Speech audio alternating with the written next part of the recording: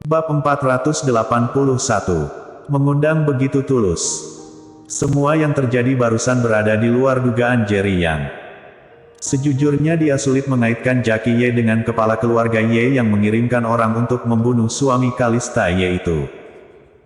Jerry yang bertatapan dengan Jackie Ye tanpa takut, dengan ekspresi tenang menjawab, "Aku adalah Jerry Yang." Jackie Ye sedikit mengernyit, di tatapannya ada sedikit rasa tidak senang yang jelas. Dari tatapan Jerry Yang, dia tidak melihat rasa hormat sedikit pun, hanya datar seperti orang asing. Kalista Ye tidak hentinya memberi tanda pada Jerry Yang, namun Jerry Yang seperti tidak melihat apapun, tetap tidak takut sedikit pun. "Kamu keberatan padaku?" tanya Jackie Ye dingin. "Apa aku dekat denganmu?" kata Jerry Yang dengan ekspresi aneh. Jackie Ye marah, memicingkan mata berkata, "Di Jiangnan, kamu sangat berpengaruh. Namun di sini adalah kota Yan, sebuah kota pusat kekuasaan, terutama keluarga Ye, kamu tidak memenuhi syarat untuk meremehkan, mengerti tidak?"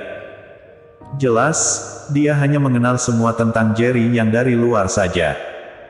Kalau tidak, Jackie Ye juga tidak akan searogan ini.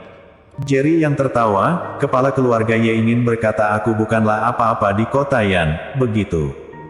Memangnya tidak? Jackie Ye bertanya menyelidik.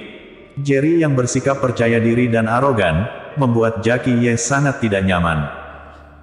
Awalnya saat mengetahui suami dari anak haram Kalista Ye adalah penguasa Jiangping dan Nanyang, dia sangat berharap bertemu Jerry Yang. Sekarang setelah bertemu, dia menyadari Jerry Yang tidak begitu mudah dikendalikan seperti bayangannya. "Jerry Yang, perhatikan sikapmu saat bicara." Kalista Ye tak tahan berkata, suaranya terdengar marah. Demi mengendalikan lebih banyak kekuasaan di keluarga Ye, demi membalas dendam untuk almarhum suaminya, dia sudah berhati-hati selama bertahun-tahun. Sekarang setelah tidak mudah meningkatkan posisinya di keluarga Ye karena Jerry Yang, dia tidak ingin Jerry Yang menghancurkan semuanya. Jerry Yang menatap datar Kalista Ye, selanjutnya berkata, "Bila tidak ada urusan, kalau begitu aku pergi dulu." Selesai bicara, dia berbalik akan pergi. Jackie Ye tidak suka keangkuhannya, Jerry Yang bagaimana bisa menyukai sikap mengontrol yang ditunjukkan Jackie Ye. Apalagi, orang tua yang sudah berusia 80 tahun di depannya ini adalah eksekutor ayah kandung Le Sikin. "Berhenti!" Jackie Ye berseru marah. Sebagai kepala keluarga Ye, beberapa puluh tahun ini tidak pernah ada orang yang begitu tidak sopan padanya. Jerry Yang berhenti, menoleh menatap ke arah Jackie Ye, tertawa dingin, "Masih ada urusan." Brak. Jackie Ye menggebrak meja kopi, berkata marah, "Kamu adalah suami Le Si Ye, yaitu juga cucu menantuku, bertemu denganku, bukankah seharusnya bersujud?" Jerry Yang tertegun sejenak, baru tersadar, Le Si Ye adalah Le Sikin. "Istriku bernama Le Sikin, bukan Le Si Ye." Ekspresi Jerry Yang perlahan menjadi dingin, dengan sangat dingin berkata, "Di dunia ini, tidak ada orang yang memenuhi syarat untuk membuatku bersujud. Berlutut padamu, semakin tidak mungkin." Ekspresi Jerry Yang di saat ini marah, suaranya sangat dingin, semua orang hanya merasa tubuh mereka bergidik, bahkan Jackie Ye sendiri juga tanpa sadar bergidik. Dia merasakan tekanan yang sangat besar dari Jerry Yang. Seakan, Jerry Yang dapat begitu mudah mengambil nyawanya. "Jerry Yang, jangan lancang." Kalista Ye seketika marah, memarahi Jerry Yang. Jerry Yang menatap Kalista Ye dingin, "Jangan lupa ucapan yang aku katakan, aku dan keluarga Ye hanya mungkin hubungan kerja sama, bukan dikendalikan. Kalau tidak, perjanjian di antara kita berakhir di sini." Ekspresi Kalista Ye membeku, sebelumnya saat bernegosiasi dengan Jerry Yang di Jiangsu, Jerry Yang memang pernah berkata di antara dua pihak hanya bisa hubungan kerja sama. Namun Jackie Ye menunjukkan sikap ingin mengendalikan yang sangat besar pada Jerry Yang, memang melanggar janji keluarga Ye. Air muka Jackie Ye sangat keruh, marah hingga sekujur tubuhnya bergetar. Jerry Yang membuatnya malu di hadapan begitu banyak orang keluarga kaya di kota Yan. Jackson Ye mendapat kesempatan, menggertakkan gigi berkata, "Ayah, bocah ini jelas-jelas datang ke keluarga Ye untuk membuat kekacauan. Menurutku, lebih baik dibunuh saja. Saat ini, rasa benci Jackson Ye pada Jerry Yang sudah mencapai puncak.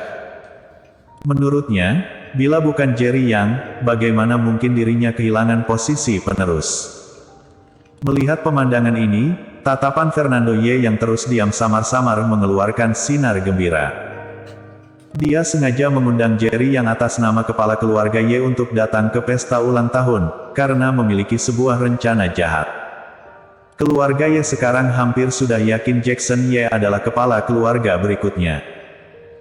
Fernando Ye sebagai cucu tertua, tentu saja memiliki ambisi, jadi harus mencegah Jackson Ye menjadi kepala keluarga yang baru. Jackie Ye hanya memiliki dua putra, yang satu adalah ayah Fernando Ye, yang satu adalah Jackson Ye. Bila Jackson Ye disingkirkan dari posisi kepala keluarga, maka yang paling diharapkan keluarga Ye untuk mewarisi posisi kepala keluarga hanya dia. Sedangkan Kalista Ye, hanya sebuah keberadaan yang sedikit mengancam saja. Jadi Fernando Ye berencana menggunakan Jerry Yang untuk membunuh Jackson Ye. Bila Jackson Ye dibunuh, posisi penerus hanya akan terjatuh padanya. Tentu saja, semuanya ini dibangun atas dasar pemahaman Fernando Ye pada kemampuan Jerry Yang. Sekarang, Jackson Ye disingkirkan dari posisi kepala keluarga, sedangkan Jerry Yang bersiteru dengan Jackie Ye di depan umum. Kalista Ye juga takutnya akan kehilangan kekuasaan. Seperti ini, di seluruh keluarga Ye, tidak ada orang yang memenuhi syarat bersaing memperebutkan posisi kepala keluarga dengannya. Teringat ini, hati Fernando Ye penuh rasa bersemangat.